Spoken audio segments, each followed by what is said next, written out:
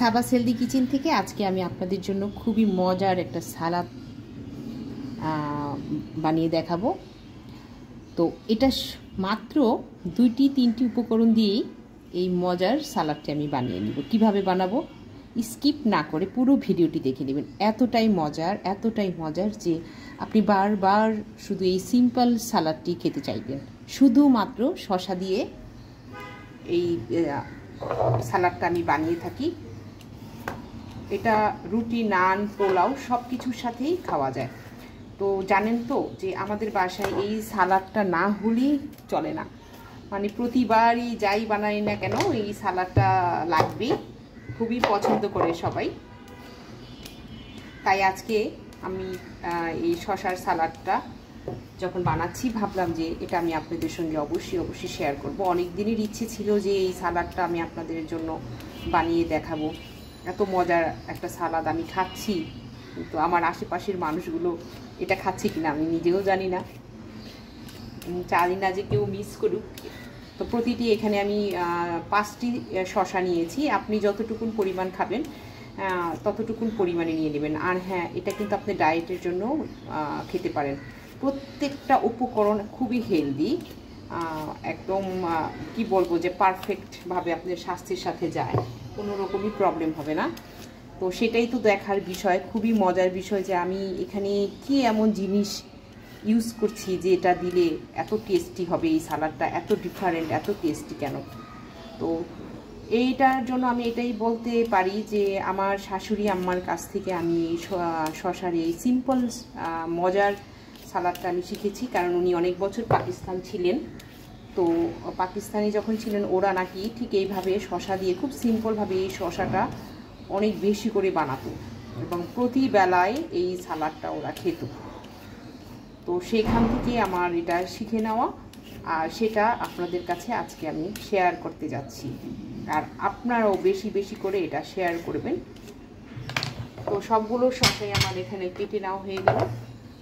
এই জায়গাটাকে এখন আমি একটু ক্লিন করে নিচ্ছি। শসাটাকে এখন আমি একটু ধুয়ে পরিষ্কার করে নেব। ধুয়ে নেওয়ার পর আমার এই শসাটা আমি কীভাবে কেটে নিচ্ছি, কারণ এই কাটার উপরেও এটা টেস্ট ডিপেন্ড করছে। জাস্ট এভাবে লম্বা করে 2 ফালি করে কেটে নিলাম, তারপর এটাকে ঠিক এইভাবে পাতলা করে কেটে নেব। একটু ভারী হলেও সমস্যা নেই, কিন্তু ঠিক এইভাবে কেটে নেবেন।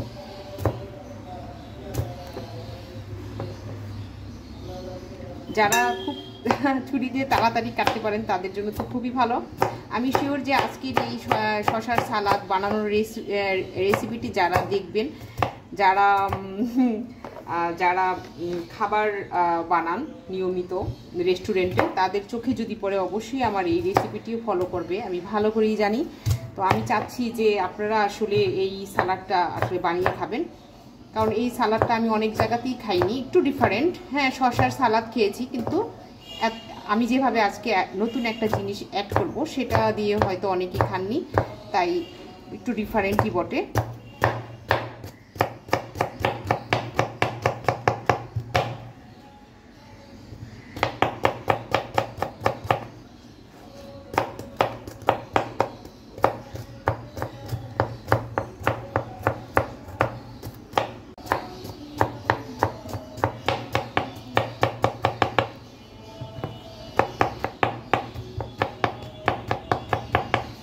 আমি বাড়িতে যখন পোলাও রান্না করি বা নান রুটি বানাই, তখন আমার শাশুড়ি আম্মা বলবেন যে এই সালাদটা বানাবা। বুঝতে পেরেছো তো কোনটা বলেছেন? যে হ্যাঁ মা, বুঝতে পেরেছি আপনি কোনটা বলেছেন। এত পছন্দ করে সবাই, আর খেতে আমি নিজেই তো এই যে এখন যে পরিমাণ বানাচ্ছি, যে এটা এতটাই মজা যে আপনার ইচ্ছে করবে যে সবগুলো আপনি একাই খেয়ে ফেলেন। কিন্তু একা কোনো জিনিসই যতই স্বাস্থ্যবান বা হেলদি ফুড হোক না কেন, কোনো কিছুই অতিরিক্ত খাওয়া ভালো না। সেটা পরিমিত খাবার স্বাস্থ্যের জন্য খুবই ভালো, এটা মনে রাখবেন। এটা যে অনেক খাবারই আছে যেটা আমরা ডায়েটের জন্য খাই, কিন্তু ডায়েট করতে যে আমরা যদি ওই খাবারটা বেশি খেয়ে ফেলি তাহলে কিন্তু হিতে বিপরীত হয়ে যাওয়ার সম্ভাবনা আছে।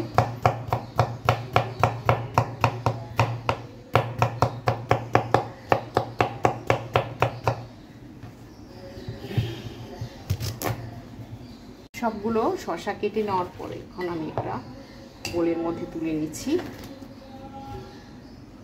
আর ধুতে হবে না, এটা আমি তো একবারই ধুয়েই নিয়েছি। এখন কেটে নিব ধনেপাতা।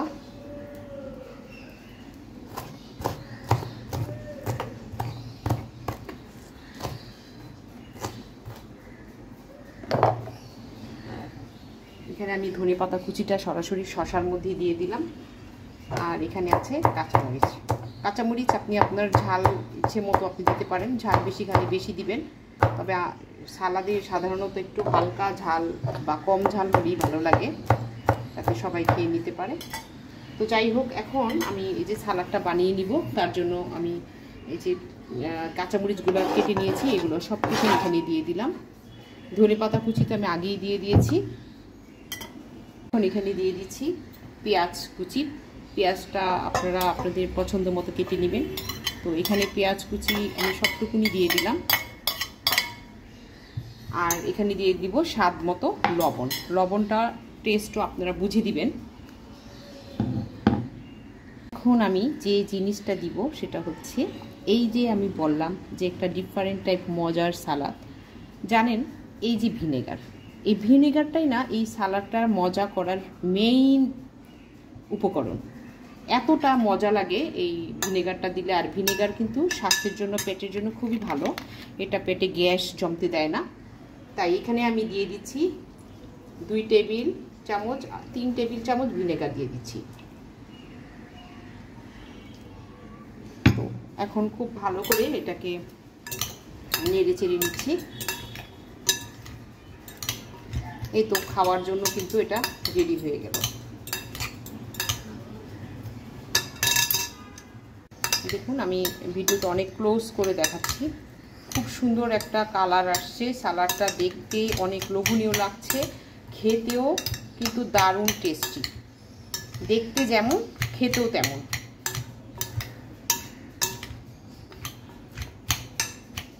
তো যাই হোক, আমি কি একটু টেস্ট করে দেখতে পারি? একটু টেস্ট করে দেখছি কেমন হয়েছে।